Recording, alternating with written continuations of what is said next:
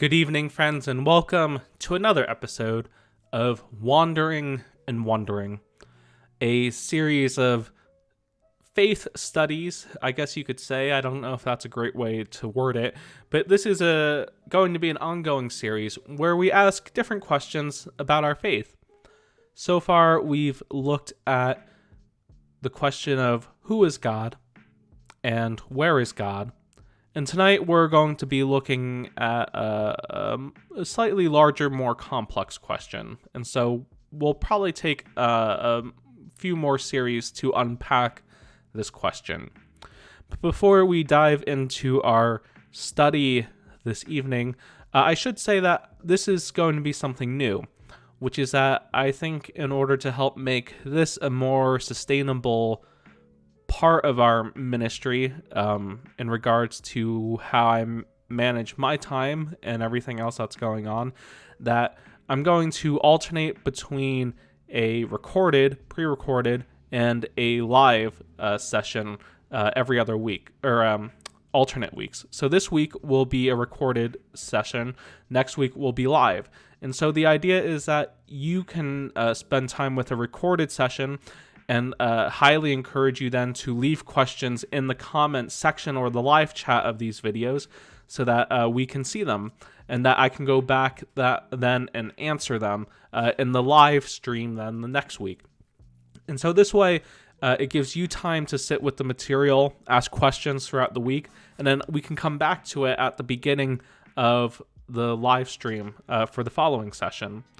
And I should also say then to note that from this point going forward, I will also be including links to the Google Slides that I'm using. So this way you don't have to keep going back and forth through the video. You can have some of these outlines that I'm looking at for your own use.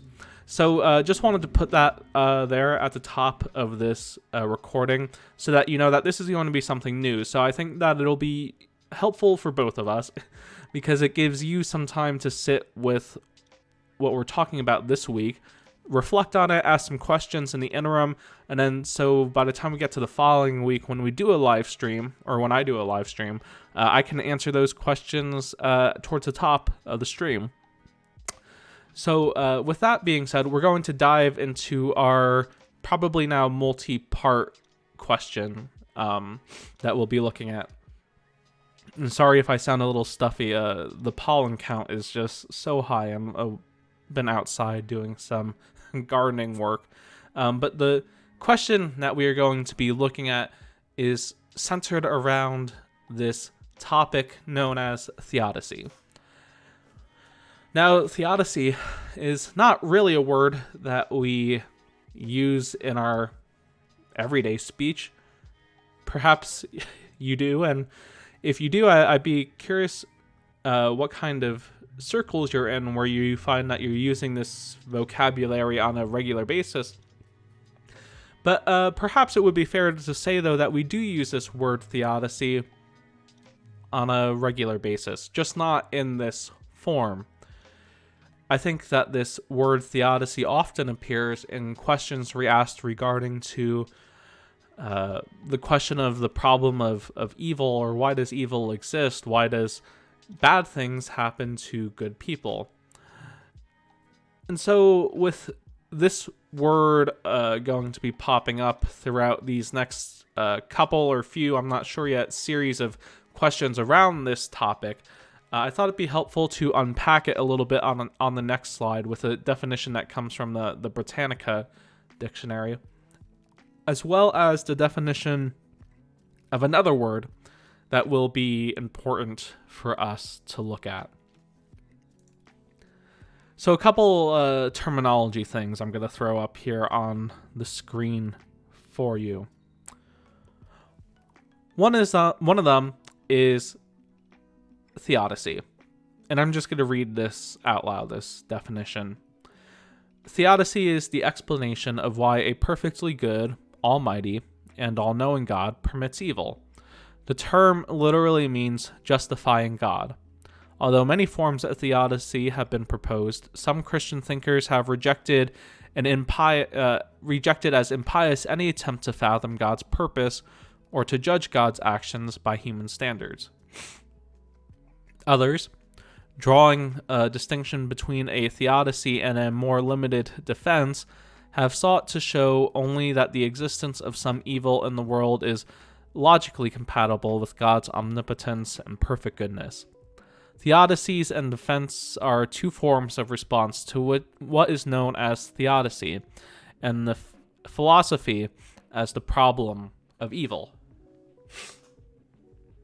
And then the other word that is going to be coming up this evening throughout the course of this first part is original sin, which is, in Christian doctrine, used to describe a condition or state of sin in which each human being is born. So we're talking about, original sin as being almost something as inherited, I guess you could say, from a person as soon as they're born. Now, I know that in and of itself raises questions, but we'll get there. We'll get there. Believe me.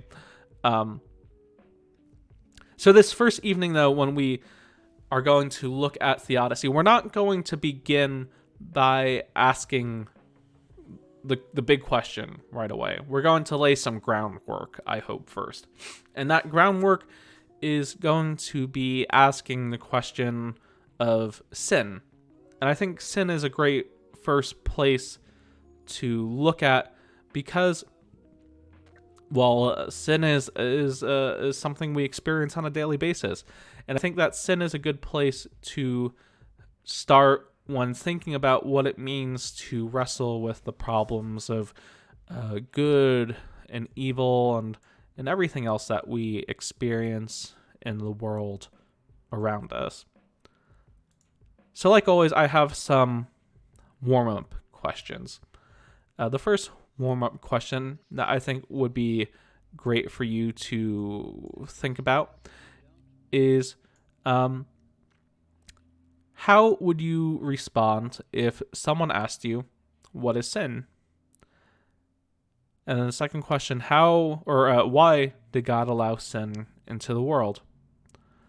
And if God allowed sin into the world, why isn't it okay for us to sin? And the last question is, what are the consequences of sin? Are there different types of consequences depending on the type of sin, or is there a common consequence? Now, I think that these are all questions that we ask ourselves when we start thinking about the problem of good and evil, when we start thinking about sin, especially when we think about sin. I would be curious in hearing what you think sin is. How would you define sin? I think there's lots of different ways that we could go about this. I think that we could say, based off of experience, I'm not diving yet into any kind of text, is that sin, I think for a lot of people, is simply doing a bad thing. And that's certainly a more moralistic, morality-based view of what sin is. For example, if I go out and tell a lie, that's a sin. Not necessarily because there's theological implications there, but it's a moral thing. Now, sin, to some, is also the added part of doing something that God has told us we shouldn't do, and that's sin. And that starts to bridge the gap of morality and theology. But I think what I have found most helpful in regards to thinking about sin, and if you've attended one of our Bible studies before, you know that I've used this word before, but for those who don't, or who haven't heard me use it before, is this word that comes from the ancient Greek, harmatia. And harmatia is a word that is used to both describe archery, something that happens in archery, but also something that happens when we talk about sin as well. And in the Greek, harmatia means basically to miss the mark. And so when we sin, we are essentially missing the mark on what it is we know that God has asked us to do. Now, if we're talking about then consequences, if we're thinking about sin as being this moment in time where we have missed the mark of what we know we should be doing, because it's not only what God has commanded of us, but because we know it is how we should be treating others, that the consequences, I think, of that we could think about as being a part of the brokenness of relationship. The relationships that we have with one another when we sin, when we miss the mark. If I were to do something hurtful to you, that would be a break in a relationship. But it's also, when we add in the theological component of what sin is, it's also a break or a hurt or a reminder of that hurt between us and God. When we choose to do the things that we know we shouldn't do in order to perhaps meet our own self-interest over what it is we know that God has asked us to do. These other questions of why did God allow sin into the world, and if God allowed sin into the world, why isn't it okay? I think those are questions I think are helpful for you to think about on your own, and it'd be nice to see any insights you might have, and share those in the comments.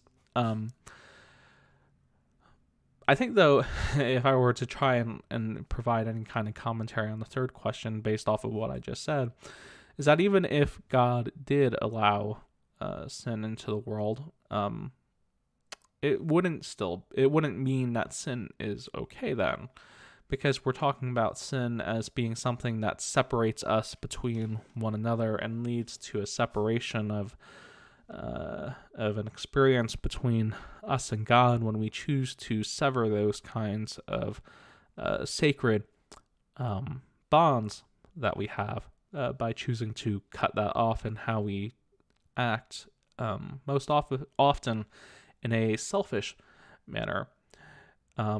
And I hope that you're now beginning to see why it is we're first taking a look at sin and laying down some of this groundwork in these questions before we start diving deep next week into the question of theodicy. So to help us sort of think about this topic of sin regarding the question of evil and suffering, we're going to take a closer and a deeper look at a passage of Scripture, like we should do. And the reading for this evening that we're going to be focusing on comes from the Old Testament, a story that probably is familiar to most of us, which comes from the book of Genesis, chapter 3, verses 1 to 13. So you are more than welcome to follow along in a Bible that you own, or to follow along on the screen. I forgot to put it up on the slides this time, but I always use a translation known as the New Revised Standard Version, which is one that we use in seminary, but in many other places as well. So listen now to these words that come from the book of Genesis. Now the serpent was more crafty than any other wild animal that the Lord had made. And he said to the woman, "Did God say you shall not eat from any tree in the garden?" The woman said to the serpent, "We may eat of the fruit of the trees in the garden. But God said, you shall not eat of the fruit of the tree that is in the middle of the garden, nor shall you touch it, or you shall die." But the serpent said to the woman, "Oh, you will not die, for God knows that when you eat of it, your eyes will be opened, and you will be like God, knowing good and evil." So when the woman saw that the tree was good for food, and that it was a delight to the eye, and that the tree was to be desired to make one wise, she took of its fruit and ate. And she gave some to her husband, who was with her, and he ate. Then the eyes of both were open, and they knew that they were naked, and they sewed fig leaves together, and made loincloths for themselves. They heard the sound of the Lord walking in the garden at the time of the evening breeze. And the man and his wife hid themselves from the presence of the Lord among the trees of the garden. But the Lord called to the man and said to him, "Where are you?" He said, "I heard the sound of you in the garden, and I was afraid because I was naked, and I hid myself." He said, "Who told you that you were naked? Have you eaten from the tree of which I have commanded you not to eat?" The man said, "The woman whom you gave to be with me, she gave me the fruit from the tree, and I ate." Then the Lord said to the woman, "What is this that you have done?" The woman said, "The serpent tricked me, and I ate." There's a lot of interesting things that are taking place in this reading. For context, this passage of scripture from Genesis chapter 3 occurs after the creation narrative, in which we have seen God just finishing creating the world, declaring everything to be good. And in the previous chapter, chapter 2, we find that God tells Adam that they can eat from any of the trees of the garden, except for the fruit of two trees, which is that of the tree of life and the tree of the knowledge of good and evil. I think for myself, when I think about this, there's a much larger question to be asked. Or maybe not a question, but it is an interesting thought, which is that we, as human beings, were never meant to have everything. There are some things that are limited to God and God alone, and there are things that are limited to creation. And I think you can perhaps view these trees, the tree of the tree of life and the tree of the knowledge of good and evil, as being examples of this. But I find it interesting because we see throughout scripture, countless others who try to obtain something that was never really theirs to begin with. There's also other parts of this scripture as we think about evil and as we think about God's potential or not potential role in it that come up for us. I think one important thing to note, if we were to look at the passages before this reading from Genesis 3, is that God made the creatures of the field, the birds of the air, the fish of the sea, the plants. And God created us to be in the image of God. And part of what that means is that when we are created in the image of God, there's a certain level of agency, a certain level of choice that comes into play.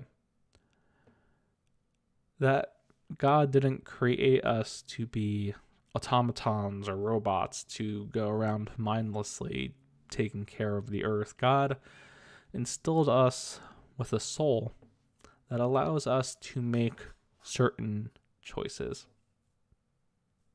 Choices that are based on what it is God has asked us to do. And I think that part of what we'll find in this study of theodicy, this question of evil and suffering and pain, is that there's going to be a lot of unsatisfactory answers.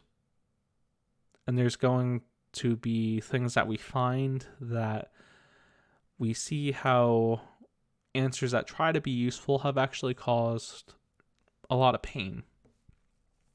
So I think that's something important for us to keep in mind, especially if we're going to look at our relationship to God in these first, in our overall theology or our overall faith and this reading from Genesis, as us being co-laborers with God, that we have just as much of a role in creation and what happens here as God does. And if we believe then that God has given us the Spirit to do these works of healing and reconciliation and justice, then I think that raises some interesting points for us to consider. But as we think back to this passage that we just read from Genesis chapter 3, just another interesting point of reflection. Perhaps you can give some thought to, which is that the serpent has often been thought as a personification of the devil or Satan. And I'd be interested in knowing if you agree or not with this idea or this traditional ascribed view of the serpent. Because if the serpent is Satan, what do you think that means about this idea of original sin being that, does it impact it? And if the serpent is not Satan, the same question of what do you think that means regarding original sin? If you think that the serpent, if you agree with the idea of the serpent being this personification of Satan, it'd be interesting to see what has shaped that understanding of this part of Genesis for you. I'm not going to say if it's right or wrong, because I think that tradition has shown this to be an interpretation. But of course, there are other ways that we can look at this passage as well.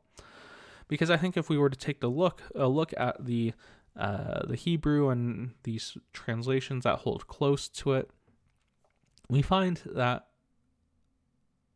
the scripture doesn't say that the serpent was Satan or the devil. The serpent could be a tempter, but it's pretty clear that the snake, or the serpent, is a part of creation. Granted, I find it amusing that it does say that the serpent is one of the more crafty animals or creatures that God made.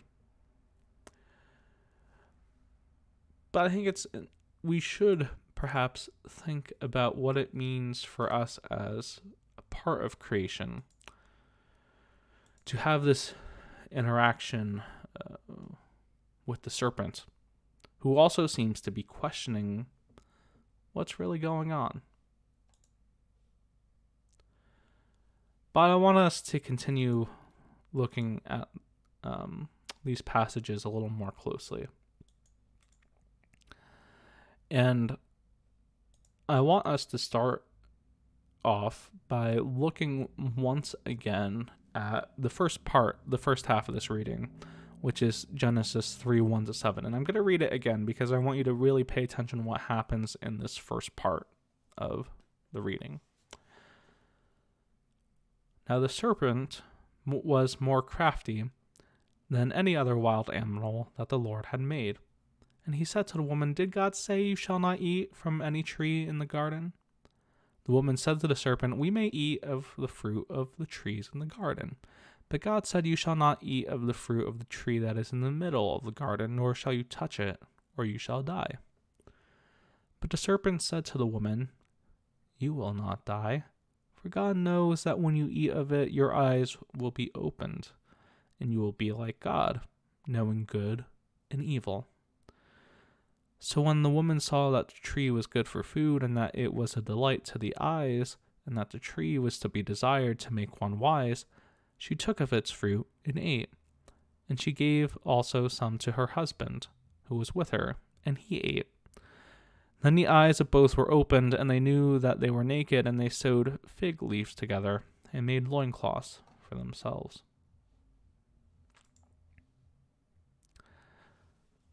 What I want to raise is some questions for this part as we consider this idea of sin and suffering,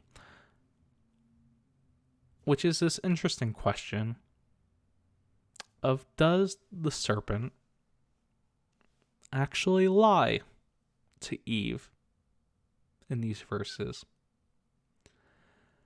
Now, if we compare it to the verses I said before from Genesis 2:16 to 17, we find that God tells them that they cannot eat from the tree of the knowledge of good and evil and from the tree of life. And if they eat the fruit from the tree that Eve said is in the middle of the garden, they will die. But the serpent picks up on something, and it's interesting because we find that the serpent is almost the first interpreter of what it is God has said. The serpent, in this subtle cunningness, takes advantage of the knowledge that Eve possesses. Will you die? Are you certain? And I say knowledge, but I guess I should say the serpent takes advantage of second-hand knowledge. We might assume that Adam was the one who passed on what it is God had said. And so perhaps the serpent taps into a feeling that is inside all of us naturally, which may be doubt, or to ask questions, to be curious. Will I die if I eat from the tree of knowledge of good and evil? And I ask the question of, does the serpent lie? Because we find out they don't die. Not at that moment, though. And this is where the cunningness of the serpent comes into play, because in that moment, Adam and Eve didn't die. But one could argue they experienced something much worse, which is that when their eyes were open, they did not die, but they would eventually die in a physically, spiritually, mental sense. Which goes into the other part of God pushing them out of the garden. But even if the serpent didn't lie to Eve, it doesn't necessarily justify this breaking of really what was only the only commandment God had given at this point, which was you can do anything you want, really. Take from any fruit that's in the garden. But as long as you two don't eat from these trees, you're good. So these are some questions I think we should spend time focusing on as we ponder these questions about sin and good and evil. Because what we find, I think, in this creation narrative is that the snake represents, I think you can make the case that the snake represents us in our trying to act as lawyers of interpreting what we can and cannot do, and how far can we really push the boundary. But in doing so, we find that often the actions we take are just as hurtful, just as harmful, and lead to potentially an even greater pain.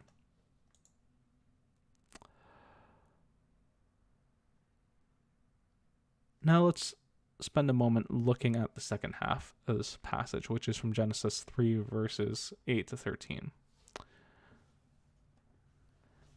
They heard the sound of the Lord walking in the garden at the time of the evening breeze, and the man and his wife hid themselves from the presence of the Lord among the trees in the garden.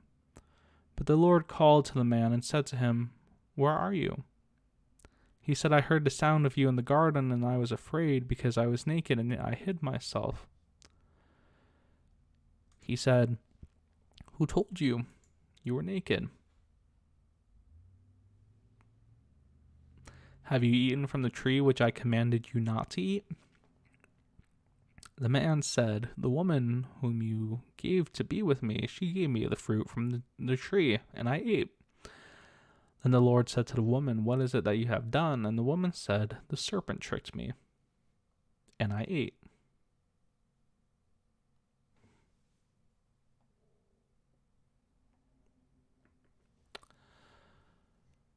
Part of what I think we can reflect on in this part of the passage is that first question God asks, which is, "Where are you?" I think we could interpret that, or it could raise questions. Well, why isn't God omnipotent, all-knowing? But I think here in this creation narrative, it was written to purposefully show us this human aspect of God that invites us to not ask why God didn't know where Adam and Eve were, but invites us instead to reflect on what we have lost. For we know, for example, that Adam had come to realize what he lost in his relationship with God and the garden that had everything they needed. And God continues to ask leading questions to draw out this reflection of what has occurred. But because, as I said before, in reflecting on this passage of creation and how we might not have been created to have everything, we find that this is where our human nature comes into play when we think that we have knowledge of good and evil, which is where Adam blames Eve for eating the fruit. "Hey God, this woman you gave me, that's her fault." And Eve turns to blame the snake. She deflects as well. And the curse falls on the snake and the rest of creation. And what we find then is this part of the Genesis narrative. It tries to explain the relationship between creation and human beings, and the relationship between women and men in a patriarchal society. In this moment, we find an explanation for why creation is no longer free. We try and we see an attempted explanation as to why human beings will have to suffer and to work hard for the resources of the earth. It's not a pessimistic view, but it's trying to explain what is going on in reality. It's a narrative about death, but it's also a narrative about life. And even though there is a fall from grace, there is yet grace anew. We find this that even though Adam and Eve had only fig leaves for themselves, that God in this new saddened reality provides an animal for them to make leather hides to protect themselves. When we find this creation story that first introduces us to sin, to evil, to suffering, it's within the context of a whole number of other what we call ancient Near East cultures and stories. such as the Epic of Gilgamesh, which portray the gods as even being more harsh, more strict. And in those cases, the gods, the suffering that is in our world, comes from the gods abusing creation and human beings, not the other way around, what we find in this story of creation. But in any case, we find that all of these things come together to try and explain this life, and how in the interim here in our present time we find that it is steeped in such hardship. So there's a lot of things, I think, for us to ponder. And perhaps it would be helpful to ask ourselves, in what ways can we identify with the actions of the woman and man in these verses? How do we see ourselves in this narrative? Whether it be the finger pointing, the blame, whether it be hiding from God. Perhaps we can see ourselves selfishly wanting to have all the answers. Perhaps we find that we're willing to question things, the love of God, in order to try and get an edge for ourselves. These are things that I think we ask ourselves, but they all lead to this divide, this break, this separation in our relationships with each other, with God, and with creation.